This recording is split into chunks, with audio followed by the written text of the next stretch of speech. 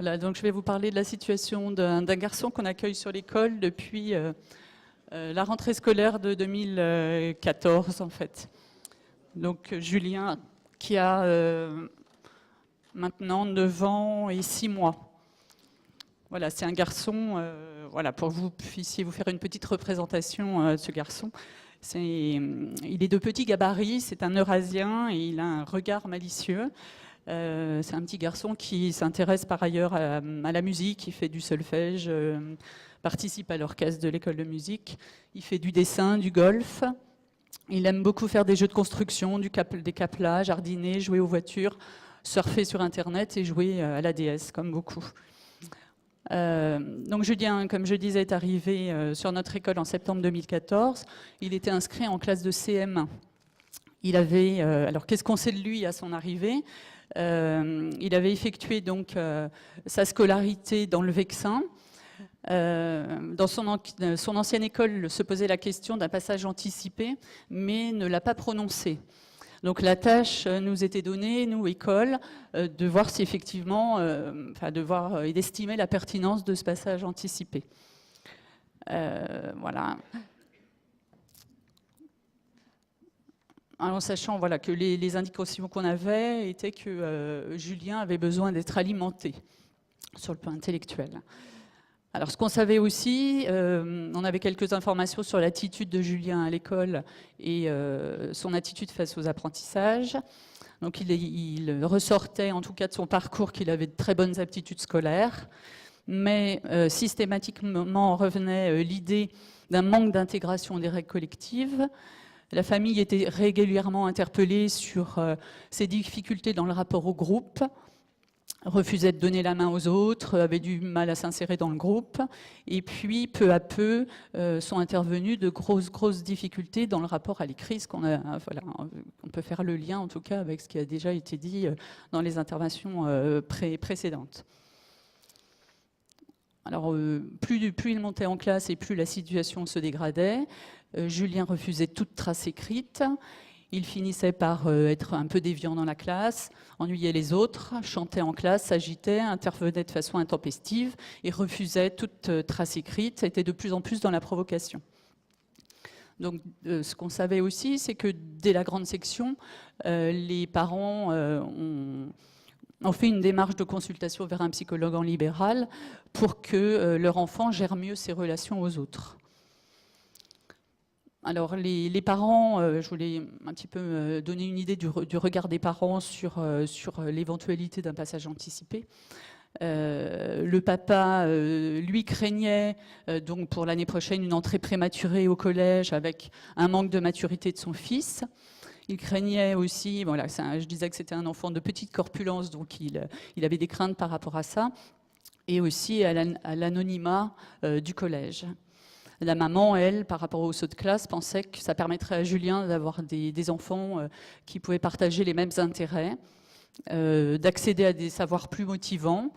Et elle attendait aussi que donc, le travail avec la psychologue en libéral permette à son enfant de s'ouvrir davantage aux autres et qu'il ait de plus en plus de relations sociales. Donc à son arrivée, il a évidemment été évalué dans la classe donc par son enseignante Michel qui évoquera sa situation après coup. Il a été aussi évalué par le maître E pour voir si effectivement il avait les compétences de CM1. Donc ce que le maître E peut dire en relation duel et en situation d'évaluation, c'est que Julien peut répondre très vite et a de très bons acquis, que l'humeur est très irrégulière en fonction des tâches proposées, une grande rapidité en maths, et puis dès qu'on propose de l'écrit, il met 1 heure à écrire 8 lignes par exemple.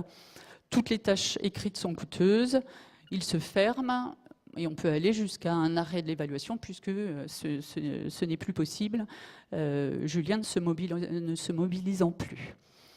Alors moi j'ai repris ensuite le tableau, alors je ne sais pas s'il va être visible. Je vais descendre un peu.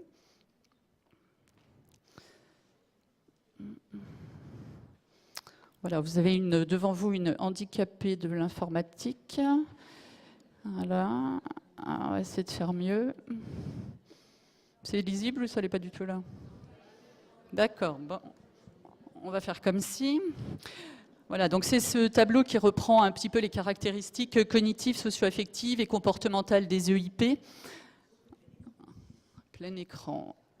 Oui, carré, ça je sais, ouais. Ouais.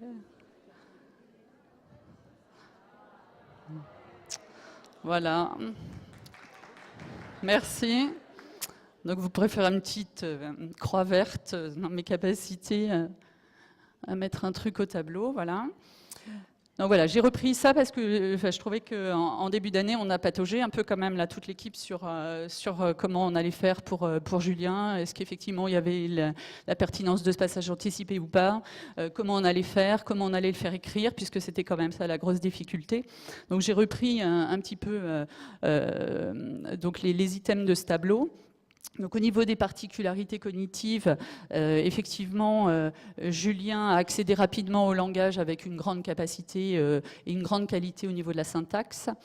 Il est capable, alors il n'a pas appris spontanément à lire, mais il est devenu extrêmement rapidement un très très bon lecteur et un enfant qui lisait énormément.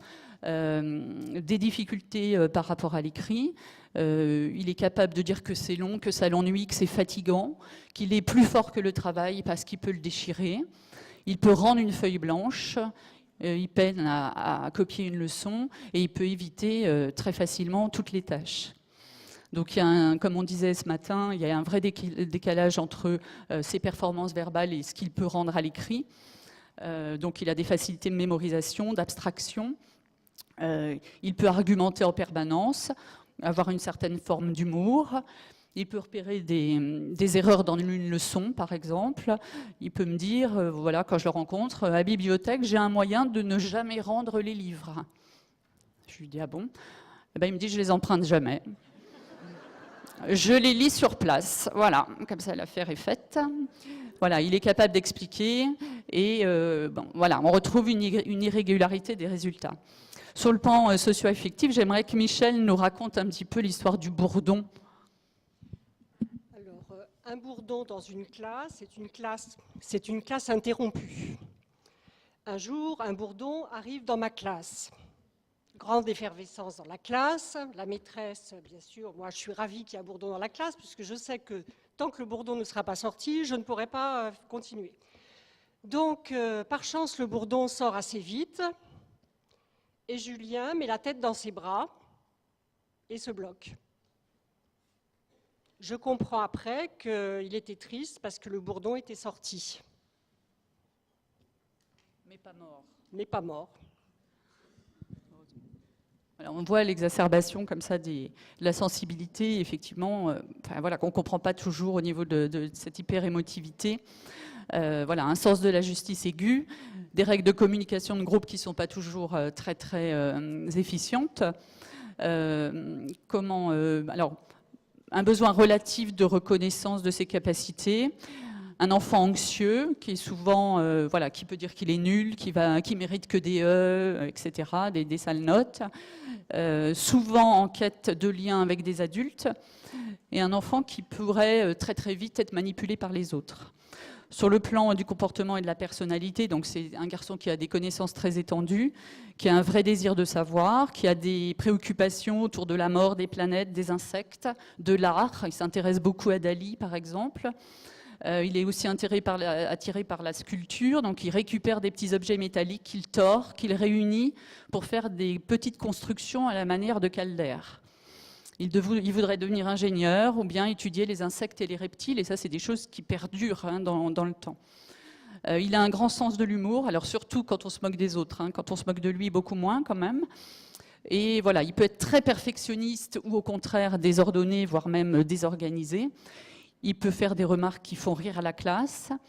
Alors, dans les items, il y a refus de l'école ou bien état dépressif. Donc, j'en ai beaucoup discuté avec la maman qui pense que non, il n'y a pas d'état dépressif. Après, ça peut questionner puisque quand je reprends l'évaluation qui a été faite par le maître E, Julien est capable de dire « Je ne vais faire aucun travail pendant toute la vie. Ça sert juste à crever l'école, à crever sur place. » Voilà, on voit jusqu'où, alors même si effectivement il y a une grande alternance entre des moments qui peuvent être un peu euphoriques et des moments beaucoup plus, voilà, qui sont plus de désespoir ou de dépression, en tout cas effectivement ça peut interroger quand l'élève donne ce genre d'arguments. De l'agitation avec des fois une gestion difficile de l'agressivité. Alors, c'est un enfant qui est très très solitaire, hein, qui a été, voilà, ça c'est vraiment un trait qui revient depuis la maternelle. Il dit qu'il n'a pas toujours envie d'être avec les autres et que ce n'est pas compris par les autres. Actuellement, il y a une vraie évolution au niveau de la socialisation, Michel en parlera. Il accepte de jouer avec les filles. Voilà, donc à la balle rebondissante. Donc je lui ai demandé si c'était pour les filles ou la balle rebondissante. C'était pour la balle. Bon, tant pis pour les filles. Voilà. Et ce qui ressort aussi par rapport à ce qu'on pouvait dire ce matin et que je trouvais intéressant, c'est qu'il dit qu'il s'ennuie très vite puisqu'il révise très rapidement et par exemple quand il était plus petit pouvait refuser de faire une ligne de E parce que pour lui il savait faire des E et il voyait pas le sens du tout que ça pouvait avoir, donc il refuse toutes les tâches qui sont répétitives.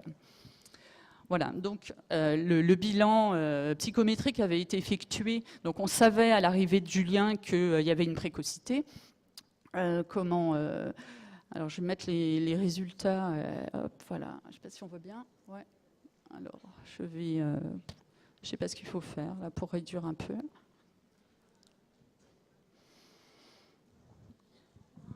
Voilà, donc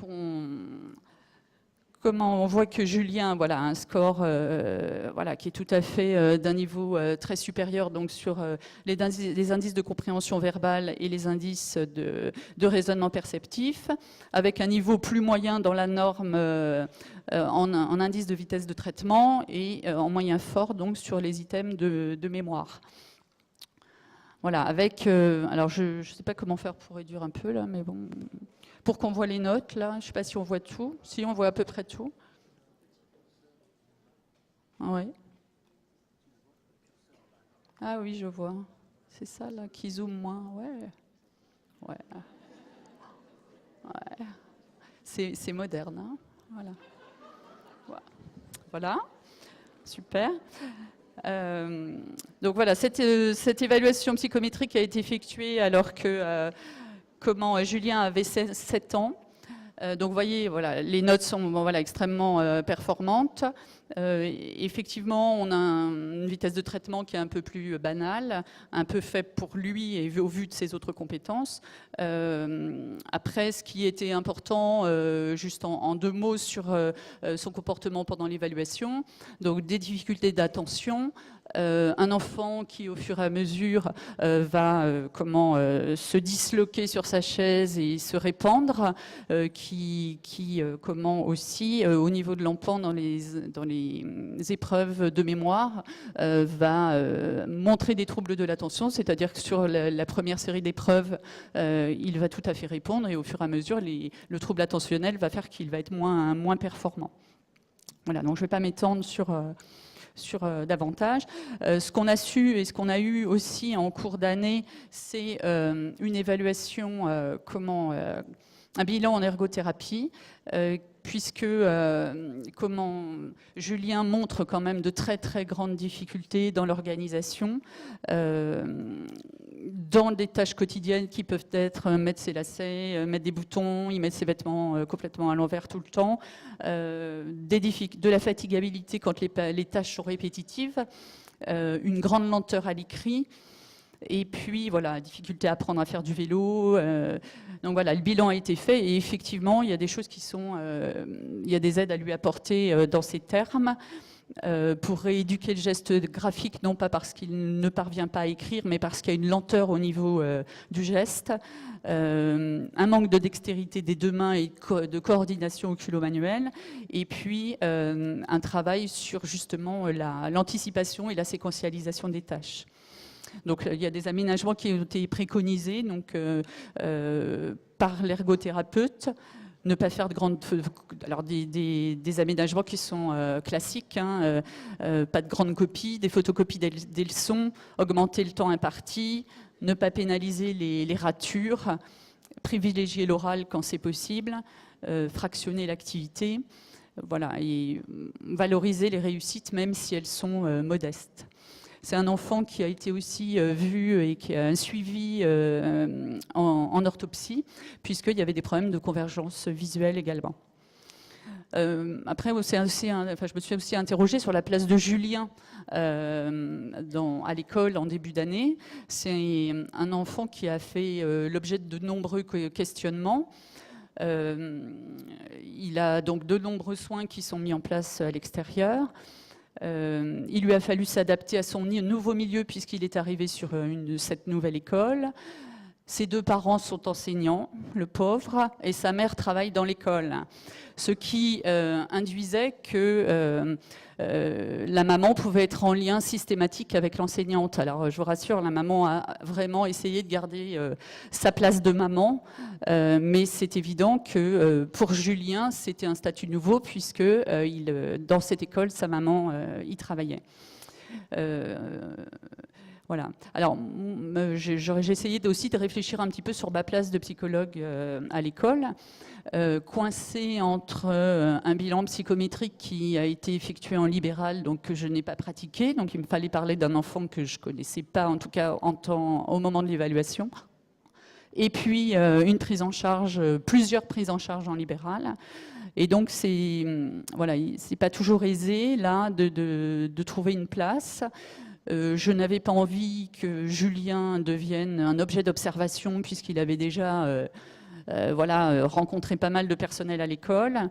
Et c'est vrai que c'était un petit peu compliqué. Donc ma place s'est un petit peu arrêtée à l'articulation d'un partenariat entre la famille, les soins, l'école, au moyen donc du conseil de cycle qui a été nécessaire pour entériner le passage anticipé, et puis d'équipes éducatives qui se sont mises en place tout au long de l'année avec l'intervention du psychologue en libéral qui est venu aussi pour donner des pistes de travail et pédagogiques en classe.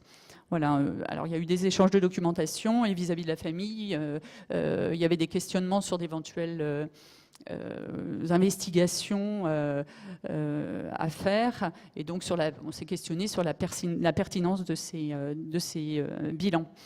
Voilà, donc le conseil de cycle, fort de tous ces éléments, a eu bien du mal à se décider quand même sur le passage anticipé. Malgré les difficultés et les aménagements nécessaires à mettre en place, on a proposé à la famille donc, ce passage anticipé. Donc, Julien est en CM2. Donc Michel va évoquer tous les aménagements qu'elle a pu mettre en place dans la classe. Et puis, on évoquera enfin les aménagements pour le collège, puisqu'il sera en 6e l'année prochaine. Nous allons rencontrer prochainement le chef d'établissement, je ne sais plus comment on dit pour le collège, le chef d'établissement, voilà, pour pouvoir évoquer la situation de ce garçon. Voilà, je vous passe le relais à ma collègue. Tu veux changer de place ?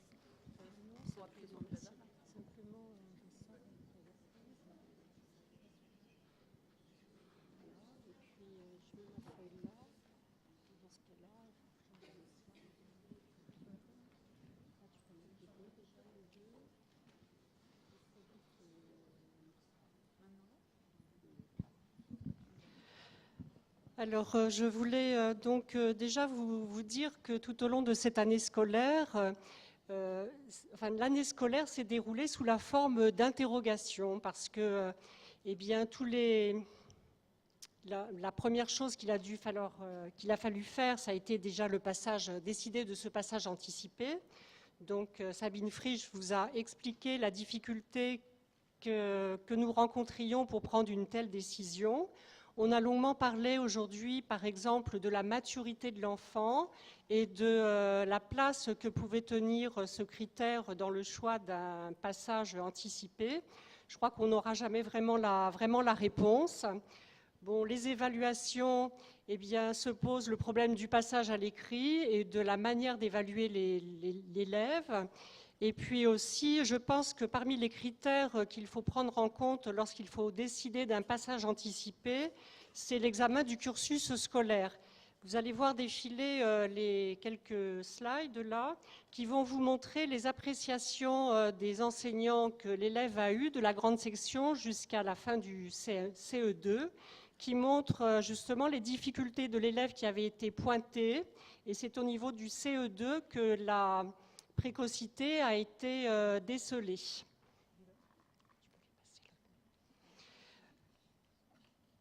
Parmi les critères aussi qui permettent de faire le choix d'un passage anticipé, c'est aussi la connaissance que nous avons des dispositifs qui sont mis en place à l'extérieur de l'école. Tous les soins qui peuvent être prodigués à l'enfant. Donc là, dans cette situation, donc on vous a déjà parlé de l'ergothérapeute, de l'orthoptiste et de la psychologue scolaire qui est aussi Madame Bidal. La décision et le suivi d'un élève, pour moi, c'est vraiment fondamental qu'il relève de l'équipe éducative et que cet élève soit suivi en permanence par l'équipe éducative. Tu peux les faire défiler, s'il te plaît. Il y a donc grande section CP, enfin CE1 et CE2. Je vous laisse les découvrir. Dans mon deuxième point, je voulais vous communiquer les observations qui avaient été faites au niveau de la classe. Alors, quand je dis au niveau de la classe, c'est par moi-même, mais aussi par le maître plus qui intervient dans la classe au moins 1 heure par semaine pour une majeure partie des périodes.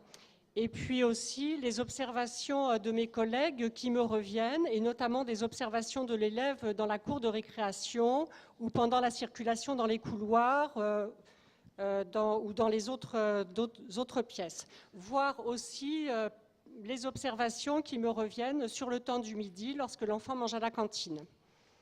Alors, ces observations sont déjà la première chose, c'est qu'en arrivant dans ma classe, qui était au début de l'année et pour une semaine une classe de CM1, CM2, l'élève connaissait l'enjeu, c'est-à-dire que ses parents lui avaient bien précisé que selon son attitude en classe, enfin c'est comme ça en tout cas que les choses lui avaient été présentées, selon son attitude en classe, à la rentrée, allait se décider un passage en CM2 ou bien un suivi de sa scolarité en CM1. Donc il connaissait l'enjeu et il savait aussi qu'il allait devoir passer des évaluations et que la qualité de ses réponses à l'écrit allait être décisive pour ce passage. Donc globalement, par rapport à l'écrit, on l'a abordé ce matin, c'est un élève qui écrit peu et en tout cas à bon escient selon ses propres critères. Par exemple, il va écrire ses devoirs. Je n'ai pas besoin d'intervenir pour qu'il écrive ses devoirs. Il écrit ses devoirs simplement parce que sa maman consulte son agenda et qu'elle a besoin de connaître, de pouvoir lire sur l'agenda ce qu'il y a, donc il copie ses devoirs. Les évaluations, il y a encore 2 jours, je vous aurais dit, il fait toutes ces évaluations dans un temps ordinaire, dans les conditions ordinaires. J'en ai parlé avec sa psychologue qui me dit, oui, il a bien compris que s'il n'écrit pas, c'est un peu montrer qu'il est bête, donc il écrirait ses évaluations pour ne pas montrer qu'il est bête, pour faire ses preuves. Bon, je dis que j'aurais dit ça il y a encore 2 jours. La dernière évaluation que j'ai donnée en mathématiques, j'ai rien. Rien sur la feuille. C'est la première fois que ça se produit depuis le début de l'année. Donc la situation évolue. Et ça, c'est aussi une des caractéristiques de ce qu'on peut mettre en place. C'est que ça peut marcher à un moment, ça peut ne pas marcher. Et il faut faire avec. Alors, il ne copie pas ses leçons. Je suis un peu démunie quand il s'agit de lui répondre « mais pourquoi écrirais-tu tes leçons ?» Parce que j'ai bien compris que de toute façon, il n'a pas besoin de les écrire pour les savoir. Il suffit simplement qu'il ait entendu la leçon, il suffit simplement qu'il ait entendu un élève parler de la leçon, il sait sa leçon. Donc il n'a pas besoin de l'écrit pour l'apprendre à la maison. Globalement, donc ces leçons ne sont pas copiées. ça veut dire que bon, il a fallu mettre un dispositif en place pour quand même qu'il ait la trace. Mais c'est vrai que je suis encore un petit peu gênée pour argumenter. L'autre jour, j'étais confrontée à ça. Comment argumenter pour lui dire, mais si, moi je voudrais que tu copies tes leçons.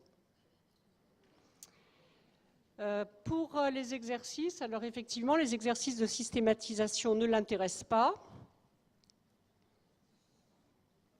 En tout cas, moi, c'est mon interprétation. Il ne les fait pas et je pense que ça n'a pas d'intérêt pour lui.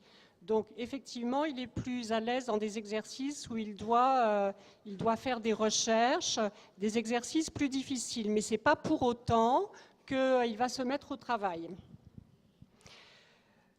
Je vous parlais aussi des choses qu'il ne copiait pas. Ses poésies, par exemple, pareil, il ne les copie pas. J'ai aussi peu d'illustrations. C'est un enfant qui aime l'art, mais qui ne va pas se révéler au travers des dessins.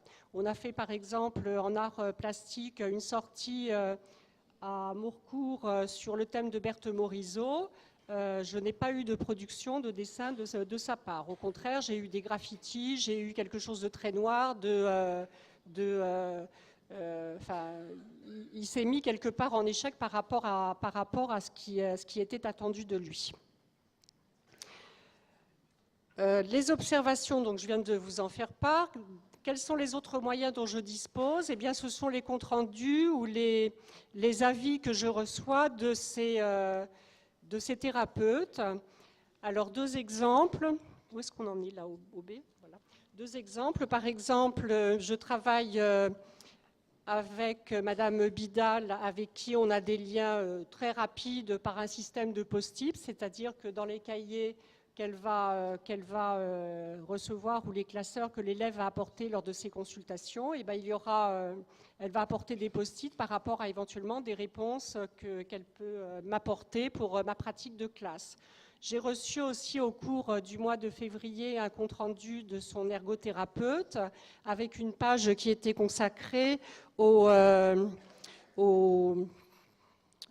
aménagements que je pouvais mettre en classe, donc dans lequel j'en ai tenu compte. Excusez-moi, je reviens quand même sur les observations de son attitude. On parlait tout à l'heure d'un élève qui a les besoins de travailler dans le bruit ou alors au contraire besoin d'être isolé à un certain moment. Donc j'ai en face de moi un élève qui aime bien être seul. J'ai difficilement la possibilité de le faire travailler en binôme et quelquefois il a besoin d'être isolé. Alors, ça peut être lui qui le demande ou c'est moi qui vais l'isoler aussi. Il est perfectionniste, ça signifie, et ça j'ai entendu lors des interventions, mais c'est tout à fait ça. Si on lui donne 10 minutes, ça va prendre 10 minutes. Si on lui en donne 20, ça va prendre 20 minutes.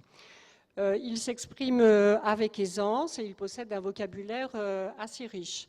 Son attitude, lorsque je le regarde, eh bien, il semble ailleurs, ou il est ailleurs. C'est-à-dire que si je l'interpelle pour lui dire « Julien, sors ton cahier, Julien, on est maintenant en train de faire de l'histoire », eh bien, il va sursauter. Il est vraiment ailleurs. Alors, quand je lui demande « Mais à quoi penses-tu » il me répond je pense à des choses personnelles ou je pense à mes jeux. Autrement dit, il est ailleurs. Il accepte d'être ramené à la réalité, à la vie de la classe, c'est-à-dire qu'il apprécie qu'on le ramène à sa vie d'élève. Il est bien dans ses pensées, mais il est aussi demandeur qu'on le ramène à sa vie d'élève. Parallèlement à ça, il peut se bloquer ou régresser face à trop d'exigences, c'est-à-dire si moi, j'ai une exigence trop importante par rapport à lui, si mon exigence est trop importante, le résultat va être à l'inverse de ce qui est attendu. La difficulté que nous avions aussi lorsqu'il est arrivé à l'école, c'est sa relation aux autres. Et c'était aussi une des raisons pour lesquelles sa famille avait souhaité qu'il change d'école. Donc c'était un élève qui nous avait été présenté comme un élève assez isolé. Et donc, seul dans la cour de récréation, voire en retrait, on le retrouvait par exemple dans les toilettes. Par rapport aux adultes, il apprécie la proximité des adultes. Ça aussi, ça a été constaté aujourd'hui. Enfin, j'ai entendu plusieurs fois dans vos interventions. Et il est aussi très respectueux. Il a une forme d'humour qui peut frôler l'impertinence, mais sans vraiment qu'elle soit vraiment décelée. Enfin, c'est très, très fin de sa part. Alors, les dispositifs qui ont été mis en place. Donc, il s'appuie, je vous disais, sur les liens avec la psychologue et le compte-rendu de son ergothérapeute. Ça porte sur des petites choses, finalement, qui semblent ne pas être des dispositifs, presque. Par exemple, cet élève, on est une école de 130 élèves, 150 élèves à peu près, un petit peu plus, 10 classes. Ça veut dire que l'équipe n'est pas très nombreuse et cet élève, en fait, fait partie des élèves que l'on surveille plus particulièrement, notamment dans la cour de récréation. Donc notre attention lorsqu'on est en récréation, c'est de savoir ce qu'il fait, de chercher à faire le constat de savoir s'il joue, s'il ne joue pas, ou s'il ne s'est pas isolé dans les toilettes, comme ça peut lui arriver, voire s'enfermer dans les toilettes pendant 5-10 minutes. Si on n'est pas vigilant, on peut se retrouver dans des situations comme ça. Donc la première chose qu'on a mis en place, c'est cette surveillance un peu ciblée de l'élève. Pour pallier aux difficultés qui sont liées au fait qu'il n'écrit pas ses leçons, il dispose de manuels scolaires à la maison. Et donc, sa famille peut se référer au manuel scolaire s'il y en a besoin. Il a aussi la possibilité d'avoir en permanence ses cahiers et classeurs dans son cartable. Par rapport à ces difficultés d'écriture, on a, dans le cadre notamment des activités mises en place avec le Maître Plus, travaillé sur les tablettes, notamment dans des projets d'écriture ou utilisation de e-book. L'utilisation de la tablette ne le motive pas davantage, en tout cas dans ce qu'on a constaté pour le moment. On ne va pas avoir un meilleur résultat avec la tablette que sans la tablette. Les objectifs qui ont été fixés dans la première partie de l'année, enfin déjà la première écriture, c'était de savoir moi comment je vais pouvoir l'évaluer, comment je vais pouvoir rendre compte à sa famille, à l'équipe enseignante et moi-même, comment je vais pouvoir me rendre compte de ces acquis de ces acquis ou de ces difficultés. C'est vrai que même encore maintenant, je ne suis pas vraiment dans une inquiétude par rapport à ces acquis, mais plutôt par rapport à la méthodologie et par rapport à son attitude ou à son ennui. Donc le premier objectif qui a été travaillé, c'était d'exiger, de tenter d'obtenir de lui plutôt, qu'il y ait de l'écrit par rapport aux exercices demandés. Ça supposait déjà de ma part que j'accepte un certain nombre de choses. On a parlé d'acceptation, de tolérance et d'acceptation ce matin. C'est vrai qu'il y a un certain nombre parmi les dispositifs un peu invisibles, c'est l'acceptation par l'enseignant d'un certain nombre de situations que l'on n'accepte pas des autres élèves. Là, pour cet élève, c'était l'acceptation qu'il ne copie pas ses leçons ou qu'il ne copie qu'une ligne ou deux, et de ne pas intervenir pour le solliciter d'une manière trop exigeante par rapport à ça. Par contre, le PPRE a pour but de le faire travailler sur un rendu de l'exercice écrit. Et ce PPRE porte ses fruits et je me suis appuyée pour le mettre en place sur le fait que l'élève, comme on l'a constaté aussi ce matin, fonctionne ou bien à l'affectif, ou bien par le jeu, par le ludique. Alors j'ai recueilli quelques pistes justement pour augmenter ses possibilités d'intervenir par le biais du ludique. En tout cas, moi, le choix que j'ai fait, c'est le choix de faire un contrat. Bon, je dirais qu'on a mis en place un PPRE parce que c'est l'outil qui fonctionne actuellement. Après, on écrit dedans ce que l'on veut. Peut-être que on pourrait ne pas se satisfaire de la dénomination ou du dispositif. Bon, en tout cas, c'est le choix qui a été fait. Donc, ce PPRE, il s'adresse en fait, c'est le contrat, on va dire, entre l'enseignant et la famille. Voilà ce qu'on travaille pour l'élève.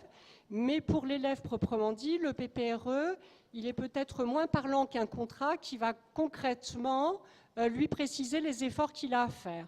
Donc le contrat c'est de dire, eh bien, d'abord, mon exigence par rapport à l'écrit ne sera pas forcément le même que celui des autres élèves, mais par exemple, j'attends de toi que tu fasses cet exercice-là ou celui-ci. Bon, ça peut être le cas, par exemple, je lui donne 1 ou 2 exercices, d'autres élèves dans la classe vont avoir un travail un peu différent ou vont avoir 4 exercices à faire. Lui, je ne vais lui en donner que 2 ou 1, tout dépend. Il y a aussi une autre forme d'écrit qui prend de la place, c'est le travail que je fais sur l'ardoise, où là l'enfant a besoin d'être réactif. Et là aussi, le contrat va porter sur cette forme d'écrit, c'est-à-dire un écrit très rapide qui ne fait pas l'objet d'un rendu. Mais l'exigence, il est assez près de moi en classe, donc l'exigence c'est toi Julien, tu travailles là pour un jeton bleu, un jeton rouge ou un jeton orange. Donc le jeton bleu, c'est le contrat qui est rempli. Julien, j'attends de toi que tu donnes tes réponses sur l'ardoise immédiatement en même temps que les autres. Ou alors ça va être, j'attends de toi que tu fasses 2 exercices en même temps que les autres, alors que tes autres camarades vont en faire 4. Ou j'attends de toi que tu fasses ceci pendant que les autres vont faire autre chose. Mais on matérialise après le rendu de l'écrit par un jeton qui va être bleu, donc de la couleur correspondant à son contrat. Si le contrat de départ, c'est le 11, le contrat de départ précisait qu'il recevait un jeton orange, il avait fait que la moitié du travail demandé. Si c'est pas une petite moitié, c'est une moitié. Je me tiens aussi à ça, à cette norme, à ce moment-là, pour qu'elle soit lisible et par l'élève et par moi.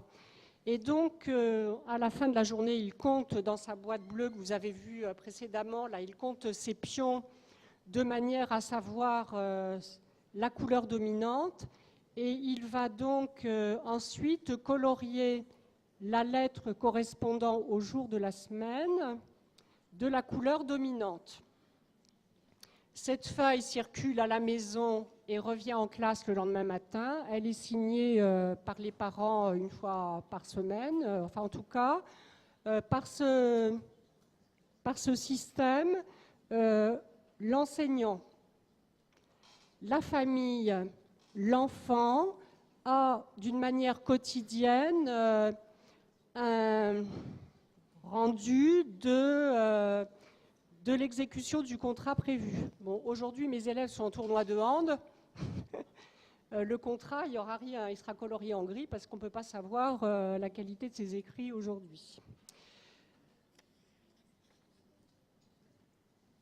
En tout cas, ce qui m'est apparu évident au fur et à mesure, c'était que le contrat était un outil vraiment indispensable pour que cela fonctionne. Il fonctionne depuis maintenant 2-3 mois. Il n'y a pas de lassitude. Tant mieux pour moi, je n'ai pas réinventé pour le moment autre chose, mais il n'y a pas de lassitude. L'autre dispositif qui a été mis en place, c'est de prendre cet élève en APC pour une aide au travail personnel.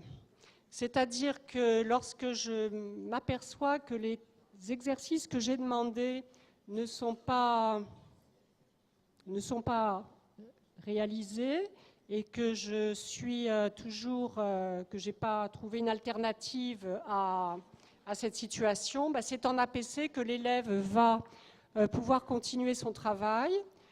Ça me donne aussi un petit peu plus de latitude pour intervenir, soit pour avoir une réponse à l'oral, soit pour avoir une réponse par le biais de la dictée à l'adulte. Enfin, ça me donne un petit peu plus de souplesse et de disponibilité par rapport à son travail. Parmi les autres dispositifs, bon, je réinsiste vraiment sur l'acceptation pour moi d'un certain nombre de renoncer à un certain nombre de choses que je voudrais tant qu'il fasse et que pour le moment je ne vois pas, enfin, qu'il ne m'est pas paraître encore possible de mettre en place. Il y a aussi j'ai utilisé le terme tolérant, je vais le maintenir, la tolérance d'un mode relationnel particulier, c'est-à-dire que cet élève a effectivement besoin d'une relation duelle avec l'enseignant. l'enseignant ou un autre adulte de l'école, il a besoin de parler sa passion pour les insectes, ses visites de musée, il a besoin aussi de trouver une oreille qui l'écoute. Pour le faire avancer, il semble aussi nécessaire de le mettre face à ses responsabilités et de le rendre... de lui faire prendre conscience des conséquences de ses actes. Donc, conséquences de ces actes, eh bien, si tu ne sors pas ton cahier pour écrire, si tu ne commences pas à sortir ton cahier pour écrire ta leçon, comment est-ce que après tu vas trouver un élève volontaire pour copier la leçon à ta place? Parce que puisqu'il ne copie pas ses leçons, il fallait trouver une solution alternative.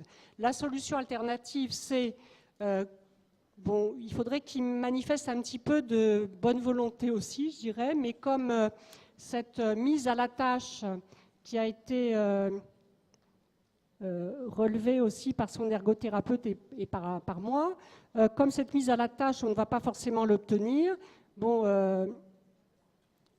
je fais en sorte qu'il y ait quelqu'un d'autre qui copie ses devoirs. Ça fonctionne sur la base du volontariat, c'est-à-dire que ce sont des élèves rapides qui spontanément se proposent pour l'aider à copier ses leçons.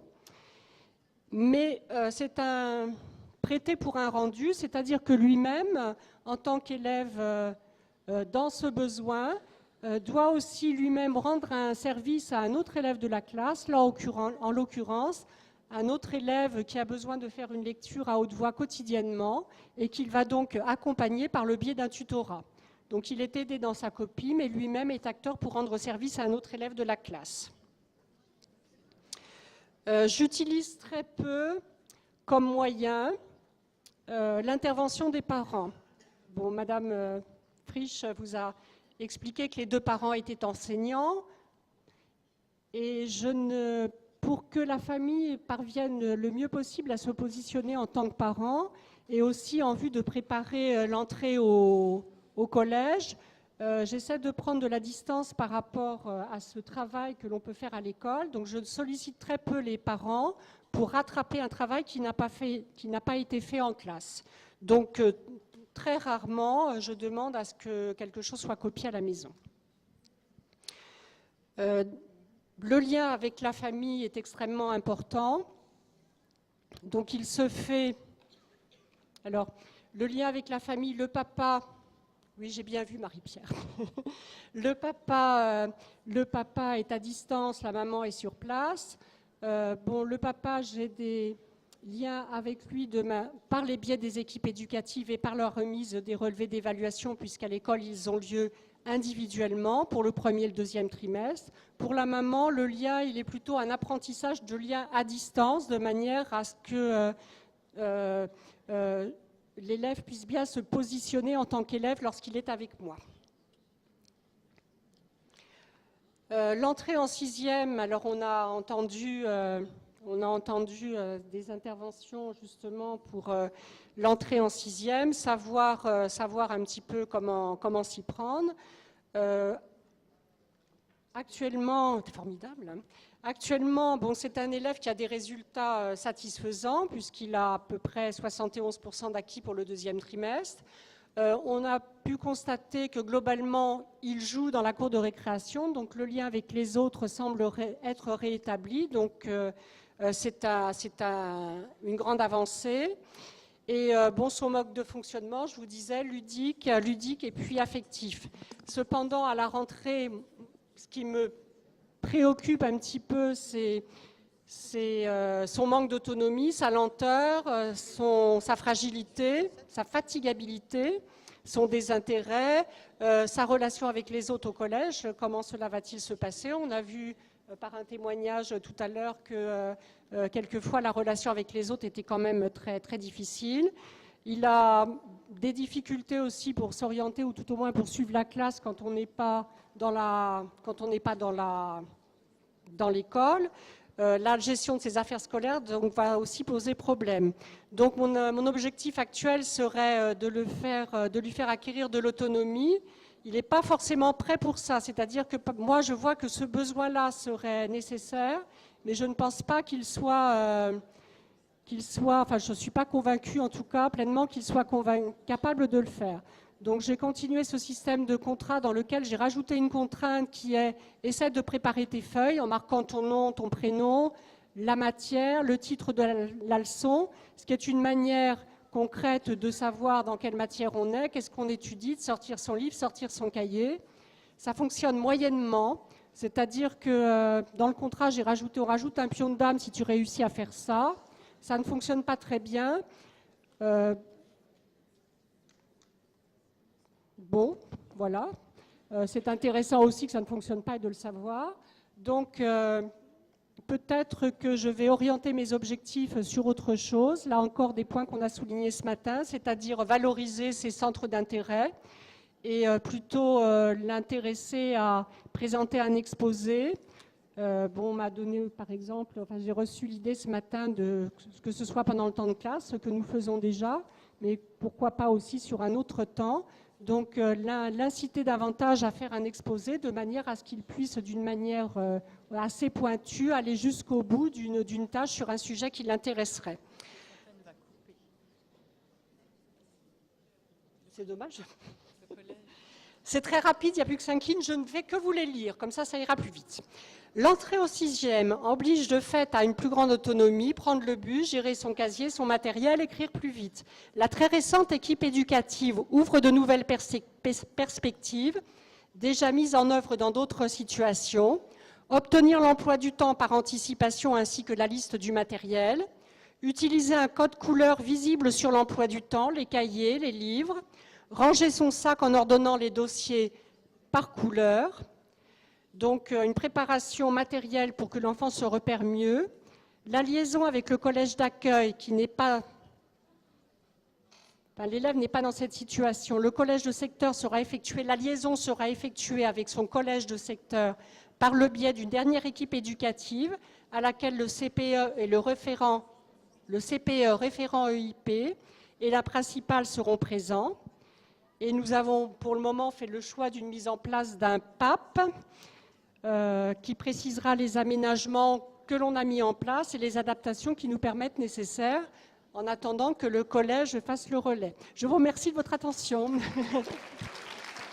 Merci.